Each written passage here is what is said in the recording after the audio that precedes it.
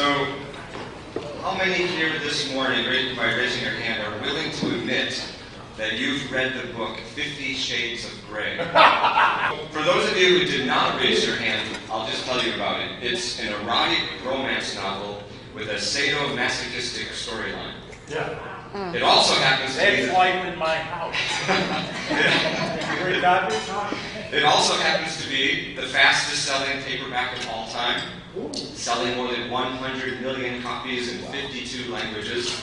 A big Hollywood movie is set for next year, and the sneak preview has already gone viral online. So while 50 Shades of Grey have left its mark on popular culture globally, here in San Francisco, there's an even more important work of influence. It's called A Million Shades of Blue. So how many have heard of that one? Many of us are living it. In a town where nearly everyone is a Democrat, A Million Shades of Blue describes the endless spectrum of Democratic ideology.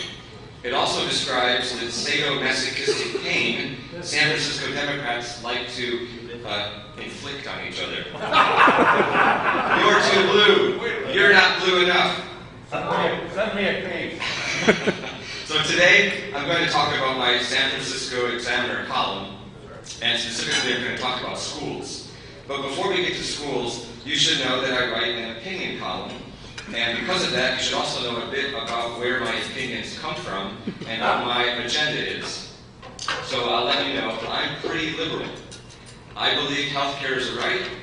I want Hillary for president, and same-sex marriage in every state. I think we should spend more money on education than the military.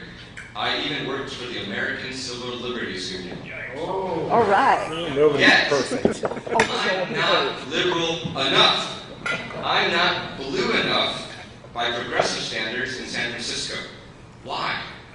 Because I also believe in the following. Potholes must be filled and buses and trains must run on time before city employees can ask for a raise. Parents should be able to walk their kids to school. Yes. Economic principles like supply and demand really do apply in San Francisco. We are not exempt. The way out of a housing crisis is to build more housing, not impose more restrictions. My Examiner column has covered all of these points, and I campaigned on them when I ran for supervisor in 2012. I ran in District 7 on the west side. I didn't win, but placed well. I was endorsed by the San Francisco Chronicle, and that was before I wrote a column in the Examiner. The exposure put a big target on my back as a moderate. Yet it's confusing because I think of myself as a dictionary definition progressive. Yeah. True progressives don't fight to keep things the way they were. They don't promote failed policies that make matters worse. Right. True progressives are forward thinkers who advocate for progress. They embrace change that can improve lives. I'd like to reclaim the progressive label. In the meantime, I can live with being a San Francisco moderate. San Francisco moderate, someone who embraces progressive values while seeking common sense solutions. There's a group called SF Moderates that I belong to. It's for all San Franciscans who think of themselves as good liberals, but crave a city run on common sense. Unfortunately, there are large groups of people, tech workers, parents, renters who aspire to be homeowners, that don't feel welcome in San Francisco. The city's politics and policies are stacked against them. Yet these are the groups who can contribute great things to San Francisco, especially the tech workers. It's bad to scapegoat the Google bus for housing problems caused by decades of bad public policy. San Francisco has a long history of being redefined by newcomers. We're due for another revolution since the last one in the 1970s. No revolution should be considered our best or last. Doing so only leads to stagnation and fossilization. That's why we need to celebrate tech workers as the next wave of newcomers who can change the city for the better. Plus, tech workers grow up to have families. We need to invest in that future. Families mean schools, So let's talk about that. By evolutionary standards, San Francisco should be headed for extinction. We have fewer children than any major American city. That's right. We have more dogs That's than right. kids That's live right. here. That's right. But it's not that we aren't making babies. The first generation of Google and Facebook engineers are now in their 30s and starting families. Lots of gay couples are having children. The problem is many parents flee San Francisco as soon as their kids reach the ages of 4 or 5. Housing and schools are the reason. That's right. Converted closets only work as bedrooms for so long. And where to go to school and how to get there is complicated and frustrating. That's right. If we don't have the political will to be honest about housing, maybe we can do something about schools. Here's the problem. More than a quarter of school-age kids in San Francisco go to private school. Now imagine any business where a quarter of your potential customers refuse your product. That's right. You'd work hard to find out why, and then do what it takes to win those customers back. But our school district doesn't treat families like customers. Only half the kids born in San Francisco end up in public kindergarten.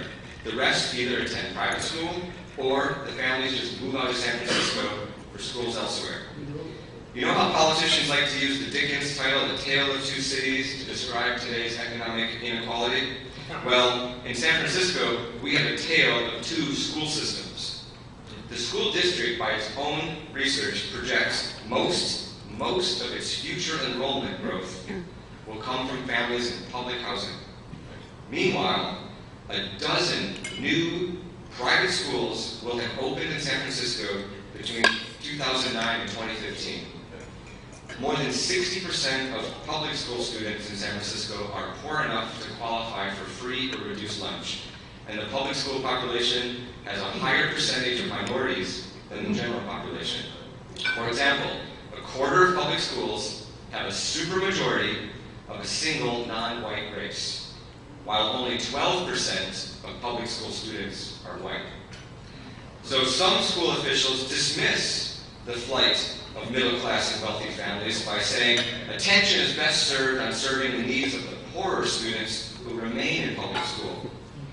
Yet, imagine if the school district viewed middle-class parents who can afford private tuition as valuable customers worth competing for. Right? Parents with resources, what do? They donate their time and money to the classroom, which benefits all students. They also have skin in the game when it comes to the politics of taxes and school funding. Now, if 1/4 of San Francisco's families opt out of public school, how much are they going to care about what happens in the public schools? It doesn't bode well for the poor students left behind. Yet the school district continues to drive families away with a complicated school assignment system that is the parental version of the Hunger Games. It's true. And for parents who manage to put their kids in public elementary school, there's another mass exodus when their kids reach middle school. The reason? Honors classes were cut from middle school. So now the concept is all students at all levels can learn together. Now that sounds like a noble way to bring up the lower performing students, but the research says this only works in small class sizes, not the large sizes in San Francisco's middle schools. So what are parents doing?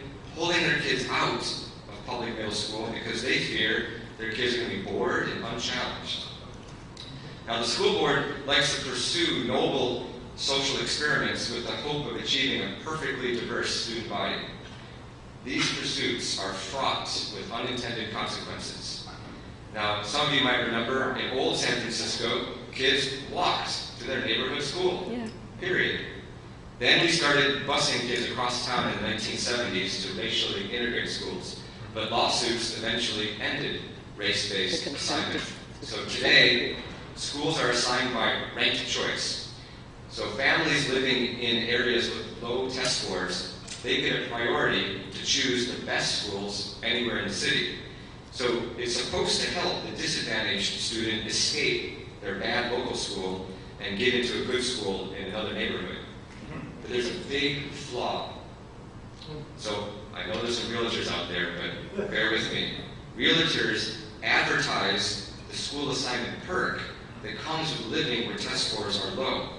And so as wealthier families gentrify these neighborhoods, they have a golden ticket to the best schools citywide.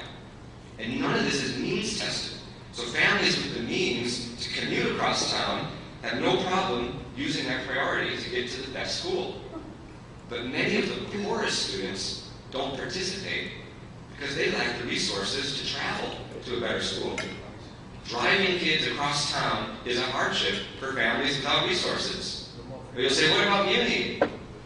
What parent is going to send an elementary school kid on Muni alone? And Muni is so unreliable, what working parent would trust that they could use it to take their kids to school, and then take it to get to work? That's right. Not going to happen. Not going to get there on time. So, Give them a bicycle. so in the noble quest for diversity, the school district has 56,000 students traveling twice daily all over San Francisco. It's too expensive to go by school bus, so parents are left to do the driving in private cars, adding to traffic congestion, and we're supposedly a green city.